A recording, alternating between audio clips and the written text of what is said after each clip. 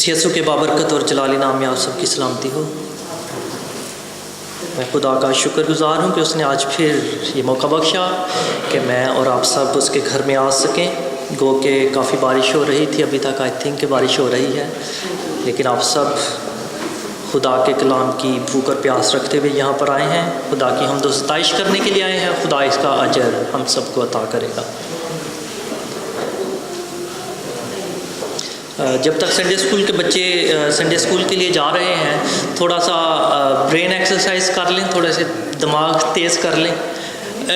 हाथ सिर्फ खड़े कीजिएगा, बोलिएगा नहीं। किसको याद है कि लास्ट संडे हमने क्या सीखा था? It's only 1 week. हाथ सिर्फ मैं देखना चाहूँगा, लास्ट संडे हमने क्या सीखा था। चलिए मैं थोड़ा सा बता देता हूँ। एक्ट्स में हम जा रहे हैं और चैप्टर 3 में थे हम लोग।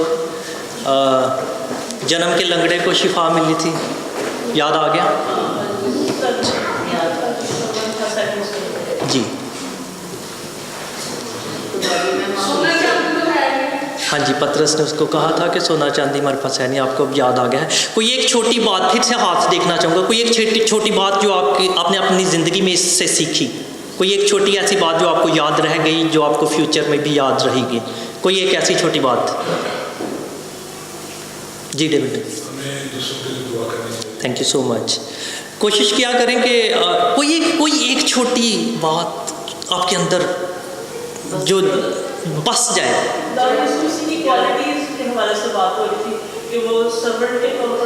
यस,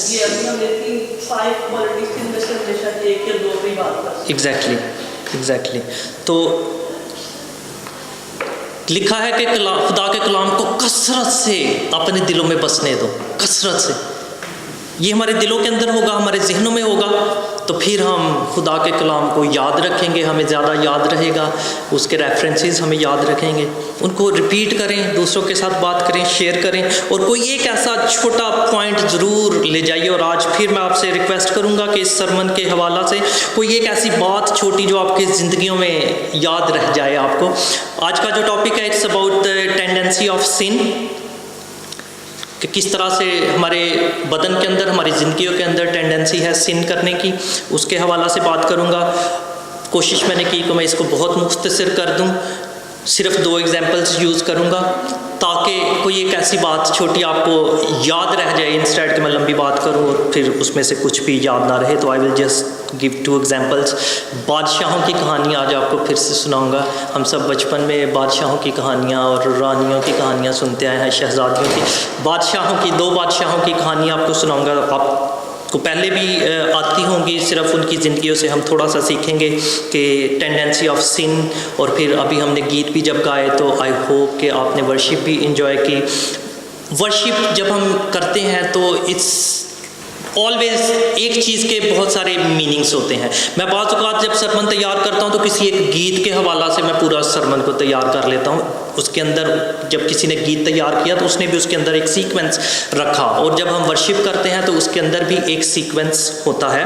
एंड कल रात को मैं चाह रहा था, लेकिन मेरी बात ना हो पाई। आज सुबह मैंने डॉक्टर साहब को रिक्वेस्ट की इस गीत के लिए, क्योंकि इसमें लिखा था शायद ये मौका हो आखिरी आज, इसलिए मैंने इस गीत के लिए रिक्वेस्ट की। पिछला वाला जो गीत उससे पहले जो गाया वो भी very much related to the Sarman.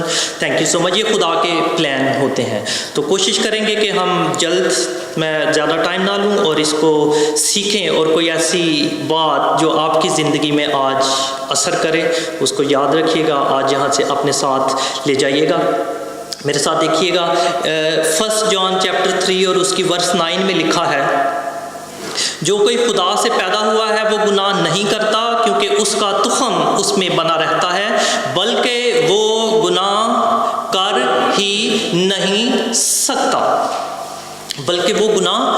ही नहीं सकता। और आप सब इसको जानते हैं, आपने इसके ऊपर सरमन सुन रखे होंगे कि इसकी ट्रांसलेशन जब की जाती है तो इस ए बिट डिफरेंट। ये जो वर्ड यूज हुए हैं उर्दू ट्रांसलेशन में कि वो गुनाह कर ही नहीं सकता, इसका मतलब कुछ और है।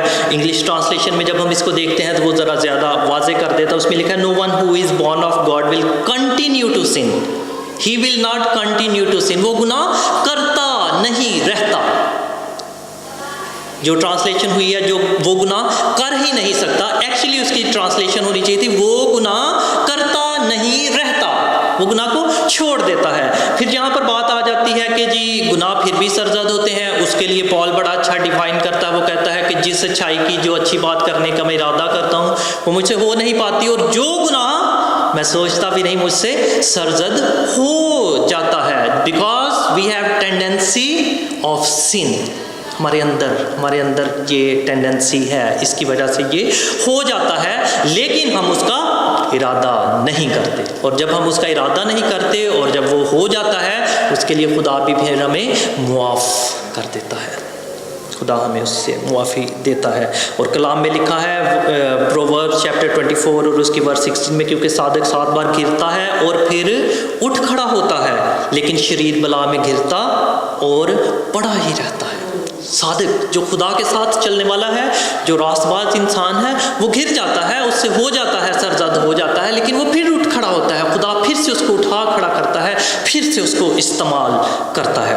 जो कोई खुदा से पैदा हुआ है वो गुनाह करता नहीं रहता, वो गुनाह करता नहीं रहता, बल्कि वो गुनाह छोड़ देता है। अगर कुछ छोटी मोटी बातें उससे सरजद हो जाती हैं तो खुदा उससे भी उसको रहाई बख्श देता है, खुदा उसको मुआफ़ कर देता है।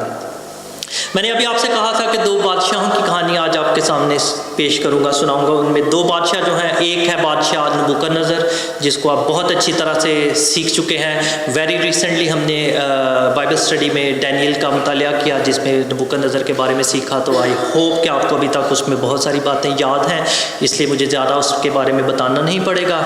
और दूसरा जो बादशाह है, उसके बारे में फ्यू मंथ्स अगो मैंने आपसे डिस्कस किया था, इसराइल का चौथा बादशाह, इसराइल का चौथा बादशाह। पहला बादशाह साउल, दूसरा बादशाह दाऊद, तीसरा बादशाह सुलेमान, और सुलेमान का बेटा चौथा बादशाह रुबाम।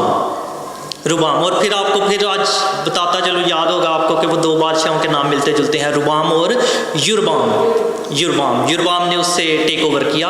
युरबाम को खुदा के प्लान, क्योंकि सुलेमान जब गुनाह करता है, जब खुदा के साथ नहीं चलता, हालांकि उसको खुदा ने कहा था कि जिस तरह से तेरा बाप दाऊद मेरे साथ चलता रहा, अगर तू उसी तरह से करेगा तो मैं तेरी उम्र दराज करूंगा। और खुदा ने उसको बहुत शान शौकत अता की, बहुत संभाल कर रखा, लेकिन वो खुदा के साथ उस तरह से नहीं चला। और जब उस तरह से नहीं चला तो खुदा ने क्या कहा, तेरी सल्तनत उससे छीन ली जाएगी और मैं उसको तेरे पड़ोसी को और तेरे खादम को, तेरे नौकर को, तेरे मुलाजम को मैं तेरी जो है बादशाहत सल्तनत जो है वो उसको दे दूंगा। और उसका नाम क्या था? रुबाम से सल्तनत जो टेक ओवर की गई थी वो युरबाम जो है वो सुलेमान का मुलाजम था। 2 बादशाह जिनकी हम बात करेंगे, युरबाम और नबूकदनेस्सर हैं।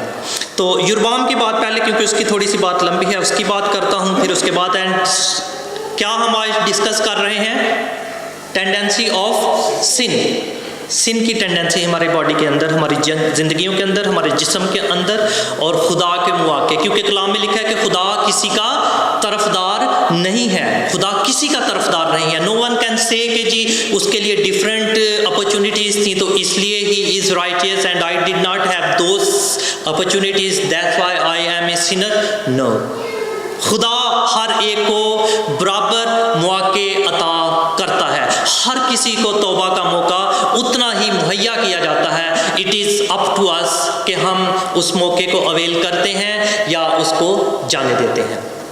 खुदा किसी का तरफदार नहीं, वो हर एक की चाहता है कि इसकी तौबा था। खुदा ने अपने बेटे को इसीलिए इस जहान में भेज दिया था ताकि वो हर किसी के लिए नजात का रास्ता खुला है। नजात हर किसी के लिए है, हमेशा की ज़िंदगी हर किसी के लिए है। Decision is hours and yours. हमारा अपना ये फैसला है कि हमारा फ्यूचर क्या होगा, हम क्या हासिल करना चाहते हैं, हमेशा की ज़िल्लत या हमेशा की ज़िंदगी।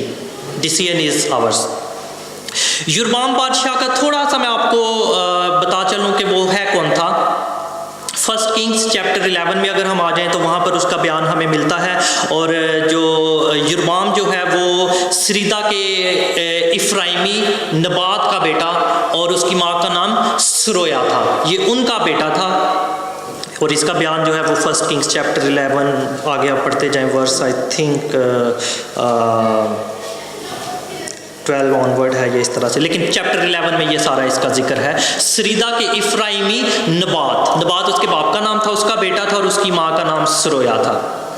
और इसका जब यहाँ पर जिक्र किया जाता है, जब उसका बताया जाता है, तो उसका, जब मैंने कहा कि वो उसका खादम था, वो काम करता था उसके लिए। जब सुलेमान जो है वो अपने बाप दाऊद के शहर उसकी मरम्मत कर रहा था, वहाँ पर काम करवा रहा था, तो ये युरबाम जो है ये उसके मुलाजमों में एक था, और ये एक सूरमा था, वहाँ पर काम करता था। और जब सुलेमान ने देखा कि ये बड़ा अच्छा काम करता, उसने उसको यूसुफ के जो सारे वो ग्रुप जो था उसके ऊपर सरदार बना दिया, उसका एक वो अफसर बना दिया, उससे काम करवाता था।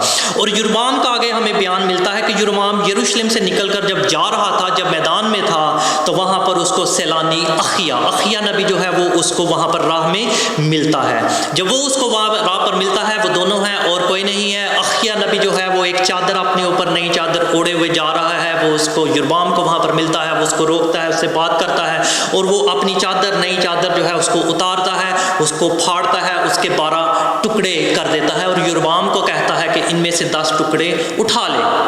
वो उस चादर के 12 टुकड़ों में से 10 टुकड़े उठा लेता है, 2 छोड़ दिए जाते हैं। और अखिया नबी जो है खुदा की पेशगोई जो है उसकी तरफ से जो कलाम उसको मिला है वो युरबाम के साथ शेयर करता है। वो कहता है कि खुदा ने ये पैगाम मुझे दिया है कि खुदा इस्राएल को तोड़ने वाला है, सल्तनत निकाल कर वो तेरे पास ले आएगा।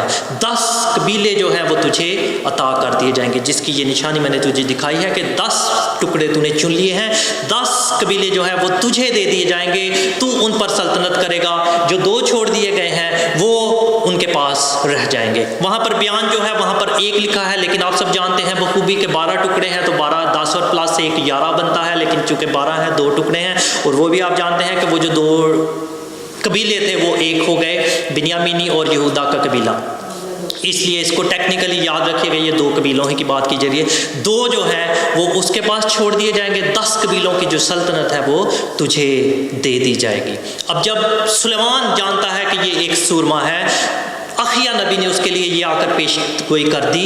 जब सुलेमान को इन बातों का पता चला तो सुलेमान युरबाम को कत्ल कर देना चाहता था, और उसकी वजह भी आप जानते हैं कि क्यों ऐसा हुआ, क्योंकि सुलेमान बादशाह को खुदा ने रद्द कर दिया था। और उसकी वजह क्या थी कि सुलेमान बादशाह ने वो जो कुछ खुदा ने उसको कहा था वो नहीं किया। वो कमूस देवता की भी जाकर इबादत करना शुरू हो गया था, वो अस्तारात देवी की भी करता था, और आप जानते हैं कि उसकी 700 बीवियाँ, 300 उसकी हरमें थी। वो उन सब के जो देवी देवता थे उनको उसने उनके लिए मंदिर बनवा दिए थे, उसने सीरतें बनवा दी थी, और उनकी जाकर खुद भी इबादत करता था।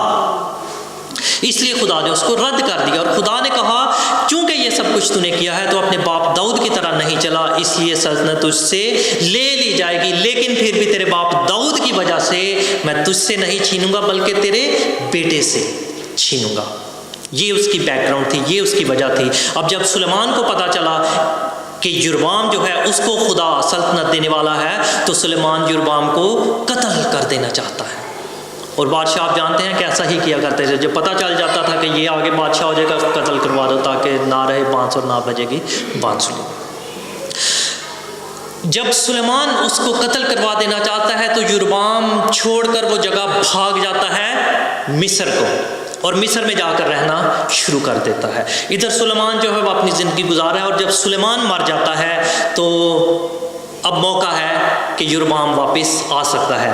अब सुलेमान का बेटा रुबाम जब सल्तनत करने के लिए, जब वो बादशाह बनने के लिए सिक्किम में गया हुआ है, तो वहाँ पर जो शुमाली कबीले हैं, जो नॉर्दर्न ट्राइब्स थे, जो 10 ट्राइब्स थे, वो आते हैं उसके पास। और युरबाम जो है उसको भी इतला मिल चुकी है कि वो मर गया है, वो भी मिस्र से वापस आ जाता है। इसराइलियों की एक जमायत इकट्ठी होकर, और युरबाम उनका लीडर बना होगा, वो जाते हैं रुबाम बादशाह के पास, जाकर उसके सामने अपनी दरख्वास्त पेश करते हैं।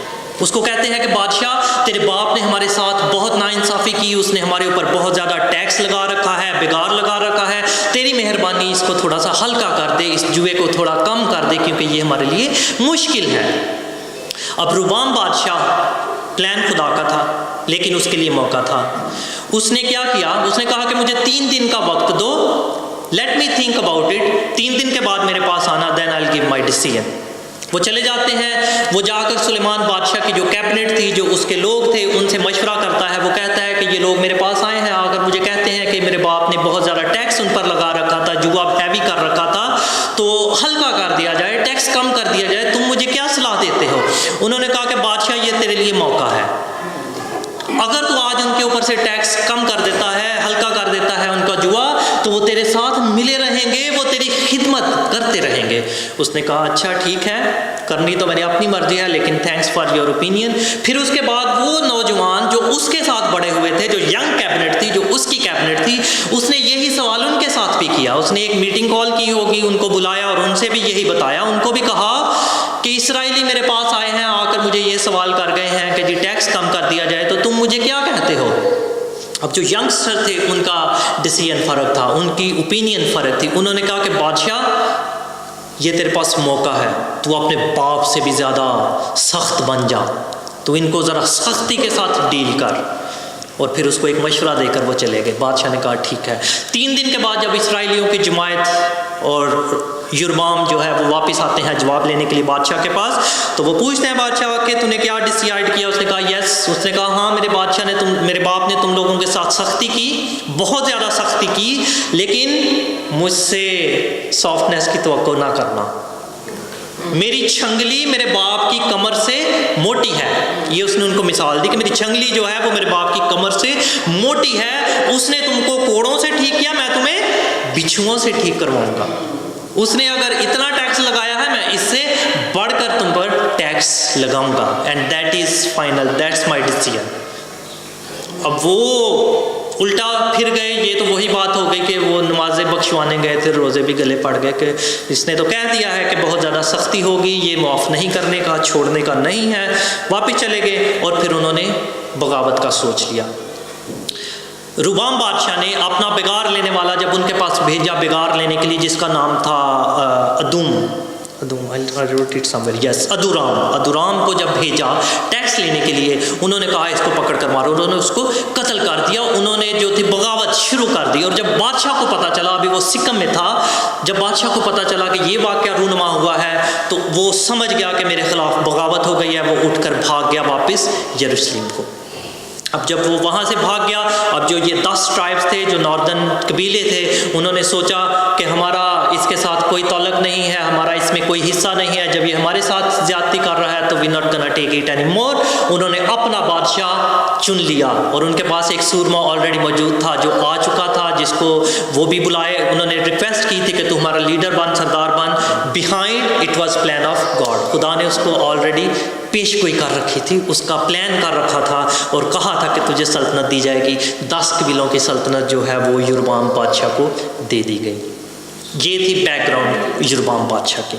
अब जब यरूबाम बादशाह बन जाता है, जब 10 कबीले उसके पास आ गए हैं, सल्तनत उसको दे दी गई है, सल्तनत उसको मिल गई है, तो अब खुदा उसको समझाता है, उसके साथ बात करता है। खुदा उसके साथ भी फिर उसी तरह से जैसे पहले बादशाह से उससे आके बात करता है। उसको कहता है कि अगर तू मेरे बंदा दाऊद की तरह मेरे साथ चलता रहेगा, अगर तू गैर देवताओं की तरफ रागिब नहीं होगा, जो उसने किया उस तरह से करेगा, अगर तू मेरी मर्जी पर चलता रहेगा, तो मैं तुझे ब्लेस करूंगा, मैं तुझे बहुत बरकत दूंगा, तेरी सल्तनत कायम रहेगी हमेशा हमेशा के लिए। लेकिन उसने भी वैसा ना किया, जिस तरह से सुलेमान ने वैसा नहीं किया।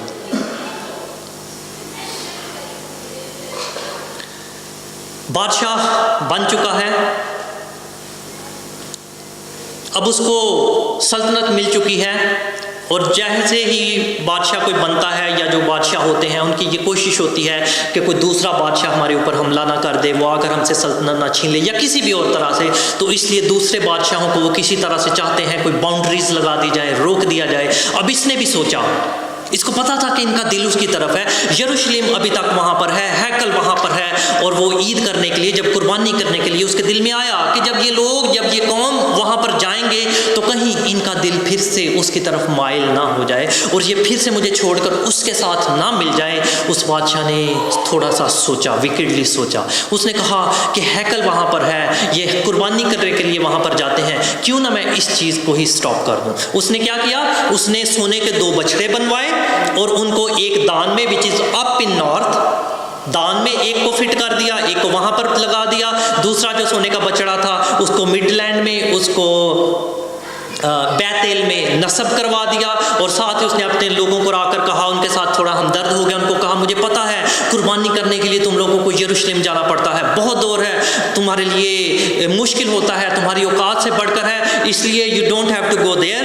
ये दान जो लोग यहाँ पर जा सकते हैं, ट्रैवल कर सकते हैं, वो दान में जाकर कुर्बानी कर सकते हैं। जो बैतल में नज़दीक पड़ता है उस तरफ चले जाएं, उधर जाकर कर सकते हैं। You don't have to go to Jerusalem any more. और पीछे उसका मकसद क्या था कि लोग अगर वहाँ पर जाएंगे, क्योंकि वहाँ पर अभी भी रोबाम बादशाह है, कहीं इनका दिल उसकी तरफ माइल ना हो जाए, उसने बुत बना दिए और कहा कि इनको सजदा करो। फिर उसने उसी तरह से जैसे यरूशलेम में ईद होती थी, एक दिन मुकर्रर कर दिया, उनको ईद भी दे दी कि जी ये लो जी ये दिन है, तुम यहाँ पर जाओ और ईद मनाओ। और उसने बहुत सारी मसीतें बनाई, बहुत सारे मंदिर देवी देवता बना दिए, और फिर उसने जो लावी नहीं थे उनको काहिन बना दिया और वो कहानत करते थे। और इस तरह से उसने खुदा की हुक्म अदुली की।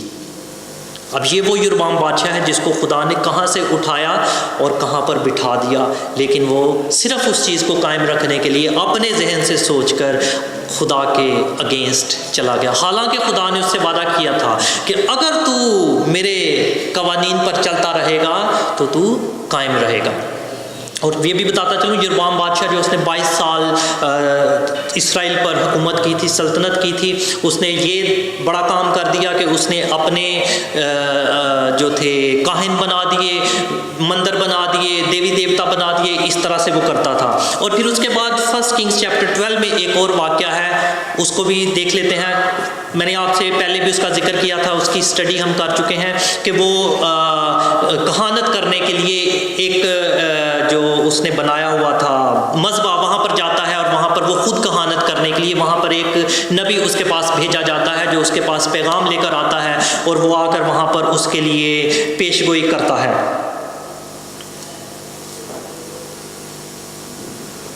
1 किंग्स चैप्टर 13 में वो पेशगोई जो करता है वो इस तरह से, वर्स 2 में, और वो खुदावन के हुक्म से मज़बा के खिलाफ चिल्ला कर कहने लगा, आए मज़बा, आए मज़बा, खुदावन यूँ फरमाता है कि देख दाऊद के घराने से एक लड़का बनाम यूसिया पैदा होगा, सो वो ऊंचे मुकामों के काहिनों को जो तुझ पर बखूर जलाते हैं तुझ पर कुर्बानी करेगा और वो आदमियों की हड्डियां तुझ पर जलाएंगे। और उसने उसी दिन एक निशान दिया और कहा, वो निशान जो खुदावन ने बताया वो ये है कि देखो मज़बा फट जाएगा और वो राख जो उस पर है घिर जाएगी। ये उसने आकर पेशगोई की। और ऐसा हुआ कि बादशाह जब उस मर्द खुदा का कलाम उसने सुन लिया, जब वो बैतल में मज़बा के खिलाफ चिल्लाकर कह रहा था, तो उसने चिल्लाकर कहा कि इसको अरेस्ट कर लो, इसको पकड़ लो।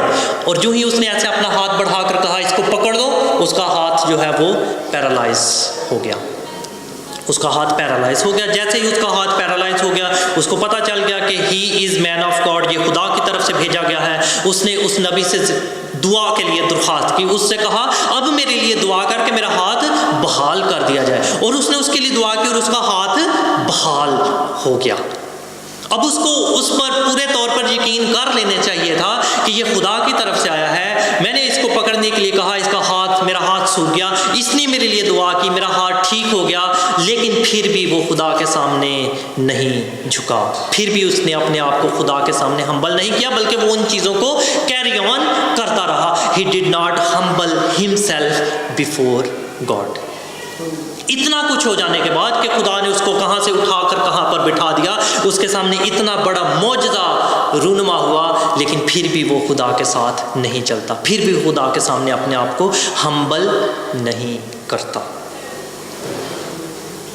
हम्बल करने से मुझे याद आ गया एक वाक़या। मेरा एक क्लास फेलो था कोयटा में, जब हम ट्रेनिंग में थे, तो वो किसी के साथ ऐसे बात कर रहा था, कोई थोड़ी उनकी हो गई, आपस में झगड़ा टाइप ऐसी कुछ बात हो गई, तो एक ने उसको मुंह पर थप्पड़ मार दिया और उसने उसको कुछ नहीं कहा, उसने कहा इट्स ओके, बात करते रहे। थोड़ी देर के बाद उसने एक और उसके फिर से लगा दिया दूसरी तरफ से भी, और जैसे ही उसने वो लगाया फिर उसने उसको पकड़कर अच्छी खासी उसकी धुलाई कर दी। तो वो उसको कहता है, यार तू कैसा क्रिश्चियन है कि मतलब खुदा ने, यस्सु ने तो तालीम दी थी कि अगर कोई तेरे एक गाल पर तमाचा मारे दूसरा भी तो उसके आगे कर दे, तो तू तो पकड़ कर मुझे मार रहा है। उसने कहा हाँ, उसने कहा था एक पर मारे तो दूसरा आगे कर दो, तूने दूसरे पे मारा, उसके बाद उसने नहीं कुछ भी कहा, इसलिए मैंने तुझे अब मारा है। दैट्स जोक, लेकिन दैट्स ए ट्रू इंसिडेंस, ये मेरे सामने ऐसा हुआ। लेकिन जब हम हम्बल की बात करते हैं, humbleness is not always like this. लिखा है कि अगर ये इसका बयान है 2 मैथ्यू में भी है कि अगर कोई तेरे एक गाल पर तमाचा मारता है तो दूसरा भी उसके तरफ कर दे, but it is different context. Always humbleness को इस तरह से मत लीजिए कि जी सिर्फ यही लिख दिया गया है, हम्बलनेस इज़ डिफरेंट। आपको वो भी वाक़या याद होगा which is in John chapter 18, जब यीशु मसीह सरदार काहन के सामने थे तो सरदार काहन ने यीशु मसीह से एक सवाल किया था।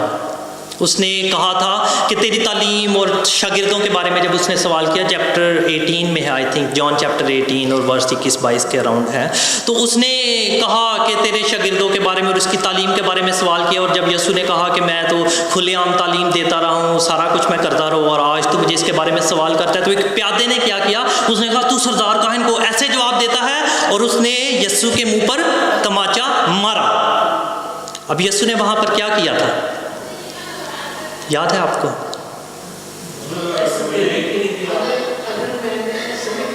यस यीशु ने वहां पर उससे आगे एक सवाल किया था। उसने कहा था अगर मैं सही बात करता हूं तो उसकी गवाही दे, अगर मैं गलत बात कहता हूं तो उसके अगेंस्ट हो जा, लेकिन तू मुझे मारता क्यों है? दिस इज नॉट कंट्राडिक्शन कि यीशु ने कहा था कि अगर कोई तेरे एक तमाचा मारे तो दूसरा भी उसके आगे कर दे। This is not contradiction, this is different context. यीशु मसीह ने उससे सवाल किया था कि अगर मैं सही बात करता हूं तो तू मुझे तमाचा क्यों मारता है? Humbleness is always not like that कि आप सिर्फ कोई क्वेश्चन नहीं कर सकते।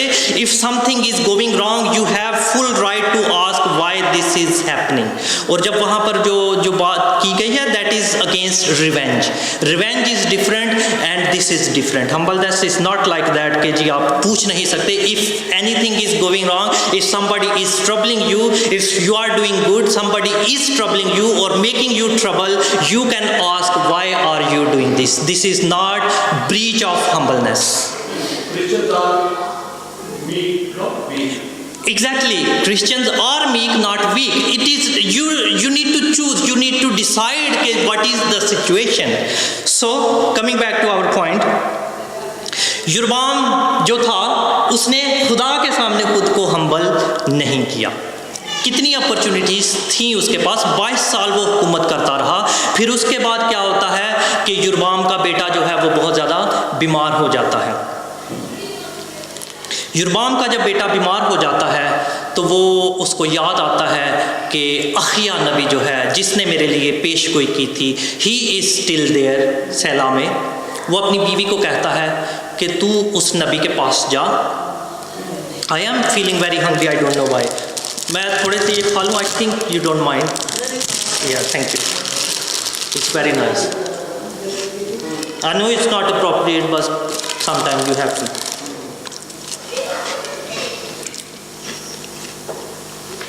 उसके पास जाता है, अपनी बीवी को कहता है अखिया नबी के पास जा, अपने आप को छुपाना, अपनी आईडी छुपाना, ना उसको पता चले कि तू युरबाम की बीवी है, और जाकर उससे पूछ कि मेरे बेटे का क्या बनेगा। उधर खुदा ने अखिया नबी को बता दिया कि युरबाम की बीवी तेरे पास ये पूछने के लिए आ रही है। और आईडी छुपाने की वजह ये थी, या उसके पास पॉइंट ये था कि अखिया नबी जो है वो बूढ़ा हो चुका है, उसकी आंखें धुंधला चुकी हैं, वो पहचान नहीं सकता। तो तू अपनी आईडी हाइड कर लेना और जाकर उससे कहना कि मेरा बेटा बीमार है तो उसका क्या हाल होगा। Can I eat one more? I hope कि आप बुरा नहीं मनाएंगे, आपने पहले भी बुरा नहीं मनाया तो इसलिए एक और खा लेता हूँ। सुनीता बुरा मना रही है, चलें।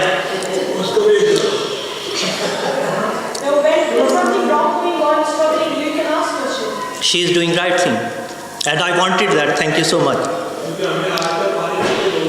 हाँ जी, पानी पीते देखा, ये खाते नहीं देखा। Yes exactly. तो दिस इज, चलें।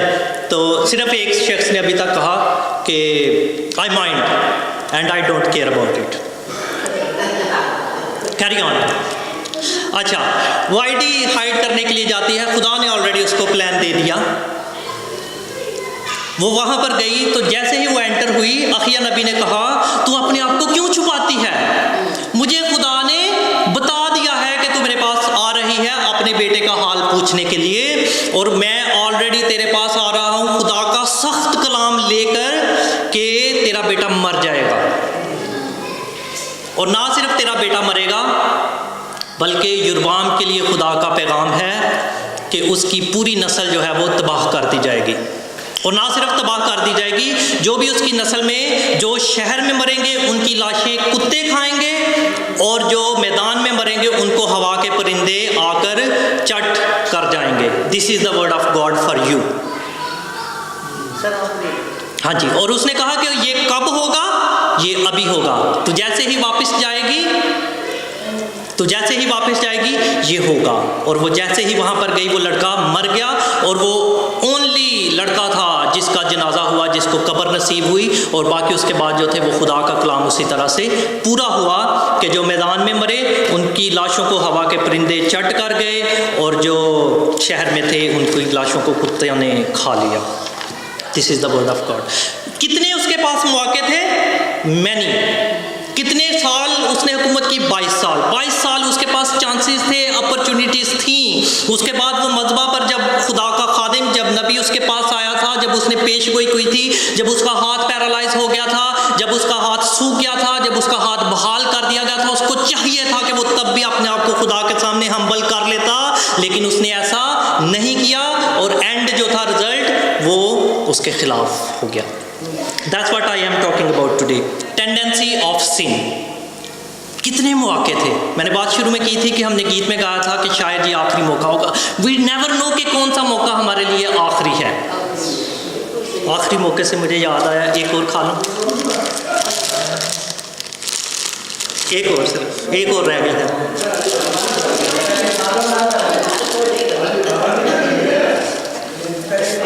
चलें, thank you so much. This is all confidence. Thank you so much. I hope कि आप माइंड नहीं करते, सिर्फ एक माइंड करते हैं। And I told her I don't care. चले आगे चलते हैं। अच्छा चलें, अब दूसरा बादशाह मैंने जिसका जिक्र आपके सामने किया था, नाम किसको याद है उसका? दानियल की किताब में से नबूकदनेस्सर बादशाह की तरफ आ जाते हैं। एक बादशाह की कहानी हमने सुन ली है, नबूकदनेस्सर बादशाह के पास आ जाते हैं। नबूकदनेस्सर बादशाह आपको रिसेंटली किया है, याद है कि उसने एक ख्वाब देखा, उसने वहाँ पर बुलवाया, उसकी ताबीर, पहले ख्वाब में उसने मूरत देखी थी जिसका सर सोने का था, और जब उसकी ताबीर की गई उसने कहा दिस इज़ यू, गोल्ड का सर, खुदा ने तुझे बहुत बरकत दी है, तेरे पास लोग हैं, इस तरह से है, खुदा ने तुझे फरावानी से हर चीज़ अता की है। And he was still not in God till that time.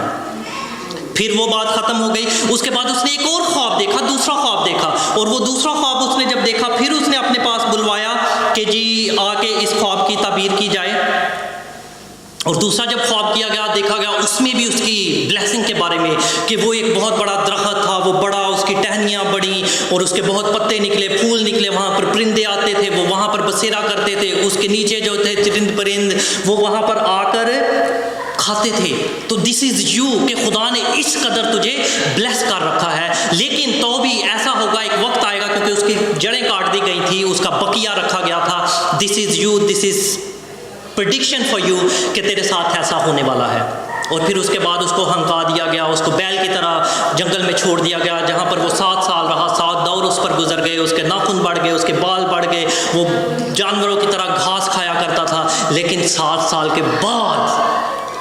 के बाद उसको होश आई, और जब उसको होश आई तो उसने खुदा की तारीफ़ की, उसने अपनी आंखें खुदा की तरफ उठाईं।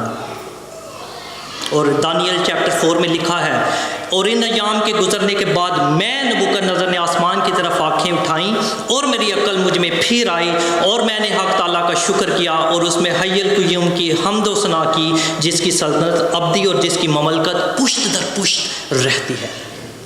2 kings, they had a lot of opportunities. एक जो था उसने अपॉर्चुनिटी को कहीं भी अवेल नहीं किया, एक जो था उसने at some point opportunity avail कर ली, और फिर उसके बाद उसका अंजाम जो था वो बिल्कुल डिफरेंट हुआ। मेरा हाल एक सिर्फ रह गया, एक और खा लो। एक सिर्फ है, ऑल फिनिश्ड।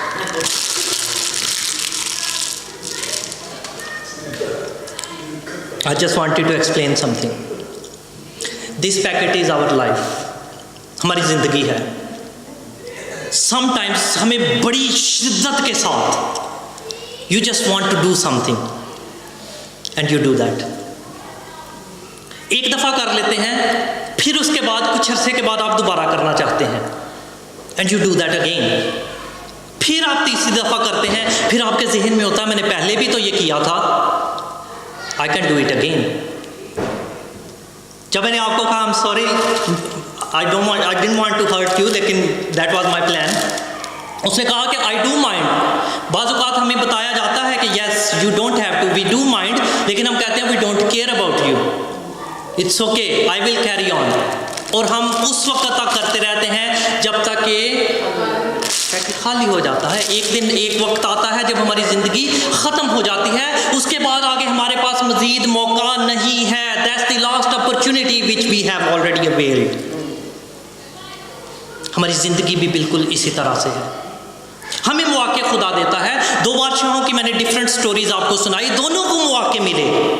एक ने अपॉर्चुनिटी को अवेल कर लिया, एक ने अपॉर्चुनिटी को अवेल नहीं किया। आज आपके साथ मैं यही रखना चाहता था। आज जो मौका आपको मिला है, think this is the last opportunity. शायद ये आखिरी मौका आपकी ज़िंदगी में है। नोबडी नोज़ इसके बाद क्या होने वाला है, नेक्स्ट अपॉर्चुनिटी मिलेगी या नहीं। खुदा अजीज़ों किसी की हलाकत नहीं चाहता। वो चाहता है कि हर किसी की तौबा तक नौबत पहुँचे। वो हर किसी को अपॉर्चुनिटीज़ देता है, वो हर किसी को मौके अता करता है। Decision is hours. और यहाँ पर वही बात आ जाती है, आर्मेनियनिज़म और कैल्विनिज़म दोनों चीज़ें एक्चुअली रिलेटेड हैं। लोग बाज़ औक़ात कहते हैं वो प्री चोजन, ईजी वर्ड्स में आ जाते हैं। प्री चोजन, प्री इलेक्टेड, खुदा की नज़र में प्री इलेक्टेड है, इसलिए कि he knows past, he knows present, he knows future. वो मौके सबको दे रहा है। उसको पता था कि नबूकदनेस्सर बादशाह तौबा कर लेगा, वो बच जाएगा। उसको पता था कि यरबाम बादशाह जो है वो तौबा नहीं करेगा। दोनों का अंजाम डिफरेंट हुआ।